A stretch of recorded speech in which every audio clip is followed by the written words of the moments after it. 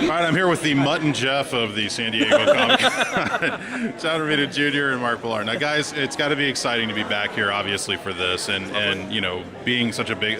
The thing I love is that they allow you guys to be such an integral part of this, even if we're not gonna get to see you in the movie. Like, did that not work out? No, or do it's we because of him. Yeah, I hate cameos, actually. You know, Yeah. the thing is, I feel when it's Stan, it's great. You know, but I feel that all my friends and family watching it are going to say, "What the hell are you doing in this film?" I think it'll pull them out of the movie. So what I have instead is any movie I'm producing or you know, written the comic for or whatever, I always like to get a poster in or something or our name in. So at the end of Wanted, we had a little plaque with my name on it on the desk, and in the first Kick-Ass we had the comic at the end, didn't we?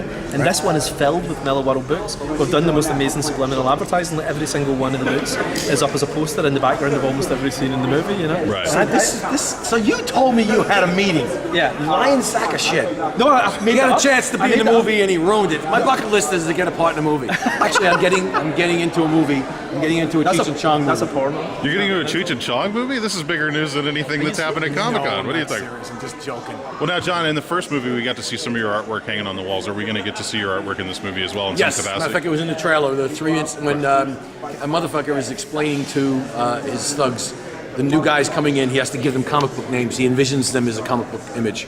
And that's what they flashed on the screen, is those 3 images. It looks there's great, there's no long animated sequence in this as opposed to the first one. Mm-hmm. And Just those 3 images. how closely would you say that this one sticks to the comic book, the second series of Kick-Ass? Exactly the same as the first. I would say it's Yeah. like 90% of the book. You know, About what I mean? 90%. You have to, for pacing, sometimes change a couple of things. Like this is based on 2 books. It's based on the Hit Girl book, and it's based on the Kick-Ass 2 comic. You know, so together it's 12 issues. So like, you know, there's a couple of things had to be clipped because 12 issues is quite a lot. In comic book terms, 9 issues is roughly the length of a movie. So this is 12. So a couple of little things were clipped at the beginning, but it's very beautiful. I mean, right down to the point you saw in the trailer today. I mean, even panels are shot exactly. You know? Yeah, that's damn that's really flattering. Yeah. I love that, and I send Jeff every set of pages I do. I send to Jeff Wadlow so he can see what I'm doing at this point, hedging my bet that he might be doing the 3rd movie. Yeah. And along the lines of during the 2nd arc, I sent him all the artworks, Hit Girl arc, and so he could see it. And I think it kind of infused into him some of the images and some of the choreography and some of the pacing. That's so flattering as an artist. Yeah. You can't imagine. All right, Basically, we're directors, artists are directors. He's a screenwriter, and I'm a director. That's the most impressive feeling and flattering feeling to see a director put your stuff up on the screen. and have it look just like it. Yeah, that's amazing. All right, what's up next for both of you guys? What do you got going on?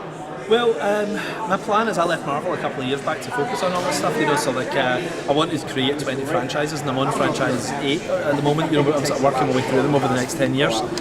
So Kick-Ass 3 I've finished writing now, it's done, and that's the last of Kick-Ass. Can you give us any tidbits about that? Oh, it's the end, it's the end. It's gonna Somebody end the will whole- die, Okay. it's the end. There'll never be any more Kick-Ass after this, that's just the shutters come down and we're just focusing on other stuff. Like Secret Service, I've just finished with Dave Gibbons and we start shooting begins in about 5 weeks time or something, you know, it's getting really close and that's coming out November next year. Superior we're doing as a film and you know, just various odds and sods. I'm focusing on the comics and as they happen we'll let the films happen. Yeah, Johnny? I've got Gray Area just had a screenplay written for it. It's going to be taken out to the excited studios. about that. Yeah. Going to be taken out to the studios in September with Jeff Wadlow, Solipsist Films. And I have Schmuggy and Bimbo is next with Howard Chaykin. Nice. And I just spoke to Neil Gaiman. We're going to work together on a project that we can't announce. And I've got 2 other writers interested in other creator-owned properties. But right now, the Gray Area's got the screenplay, and I got Schmuggy and Bimbo up next. And then there's work for Marvel or DC, Marvel and DC, it depends. All right, fantastic, guys. Thanks for coming out. Good to see you as always. Good to see you. Nice to see you, Mark. Always good to see you, John. Take care.